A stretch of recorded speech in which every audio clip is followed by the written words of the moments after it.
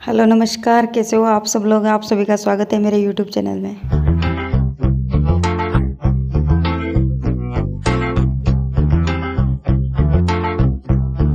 जब भी कोई इंसान चार लोगों के सामने हमारी बेइज्जती करता है तो उसके पीछे उसकी कुछ मंशाएं होती है। नंबर वन, वह इंसान या तो हो सकता है कि आपको दूसरे लोगों के सामने इमेच्योर दिखाना चाहता हो और आप उसकी बातों में आकर के उत्तेजित होकर के उसे उसी की भाषा में जवाब दे देते हो। नंबर टू, हो सकता है वो इंसान हमें डिप्रेस्ड फील करवाना चाहता हो, लो फील करवाना चाहता हो और हम उसकी बातों में आकर के अपने रास्ते से भटक जाते हैं और खुद अंदर ही अंदर दुखी हो जाते हैं। नंबर थ्री, वो आपको पूरी तरह से इतना परेशान कर देगा कि आपकी राह सही होते हुए भी आपको मंजिल पाने की सारी इच्छाएं खत्म हो जाएगी। तो हमें ऐसे मूर्ख लोगों के साथ लड़ना नहीं है कि तुम हमारे साथ ऐसा क्यों कर रहे हो, तुम हमारे साथ वैसा क्यों कर रहे हो। हमें सिर्फ एक बात याद रखनी है कि उसके कहे हुए शब्दों को हमें कभी भी इतनी वैल्यू नहीं देनी है।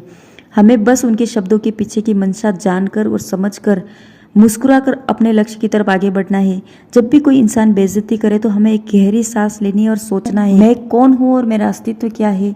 क्या मैं इस मूर्ख इंसान की बातों पर निर्भर हूँ। अक्सर देखा है कि सबसे पहले लोग उसी की बेइज्जती को भूलते हैं जो स्वयं अपनी बेइज्जती को भूल करके आगे बढ़ जाता है। अगर हम बेइज्जती करने वाले के शब्दों को इतनी वैल्यू नहीं देंगे तो बेइज्जती करने वाला परेशान हो जाएगा और सोचेगा कि इससे तो रत्ती भर भी फर्क नहीं पड़ा और इस चक्कर में वो और कुछ बोलेगा। ऐसा वो बार बार करके अपनी औकात लोगों के सामने दिखाएगा।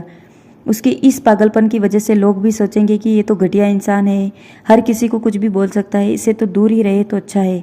ऐसा उसके बार बार करने से और आपका उसके प्रति कोई भी रिएक्शन नहीं देने पर वो कमज़ोर पड़ जाएगा। तो हमें बेइज्जती करने वाले को वक्त पर छोड़ देना चाहिए, क्योंकि सही वक्त आने पर जो जवाब मिलता है वो हमारे द्वारा दिए गए जवाब से कई गुना भारी होता है। तो बस इसी सकारात्मक सोच के साथ में हम शुरुआत करते हैं आज की। तो आज मैं बनाने वाली हूँ सूखे चने की सब्जी और उसके साथ में चना मसाला। तो मैंने चने को पहले भिगो के रख दिया था रात भर और अब मैंने इसको उबालने के लिए चढ़ा दिया कुकर में। और फिर टमाटर, हरी मिर्च और प्याज कट कर लिए। उसके बाद सबसे पहले मैंने मिर्ची और प्याज को फ्राई किया। उसके बाद मैंने प्याज और मिर्ची फ्राई होने के बाद मैं इसमें टमाटर डाल दिया था। और साथ ही साथ यहाँ पर मैं रोटियाँ भी बना रही हूँ ताकि मेरा काम जल्दी हो जाए, सुबह में लेट नहीं हूँ। जब तक मसाला अच्छे से फ्राई होगा तब तक मैं रोटियाँ बना लूँगी। इधर रोज़ाना सुबह सुबह का यही रूटीन होता है, एक तरफ सब्जी बनती है, एक तरफ रोटी बनती है और सब्जी बनने के बाद अगर चाय दूध कुछ बनाना हो तो वो भी साथ का साथ बनता जाता है। सुबह सुबह मेरा क्या, हर किसी का जो जॉब करने वाली होती है, लेडीज़ होती है, उनके सबके लिए ऐसा ही काम रहता है।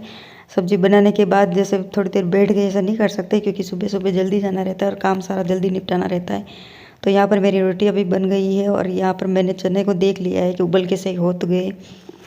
तो सुबह सुबह ऐसे ही दौड़ भाग करते करते टाइम हो जाता है और फटाफट से तैयार होकर निकलना पड़ता है। यहाँ पर चना मसाला भी बनकर के हो गया रेडी। अगर वीडियो पसंद आए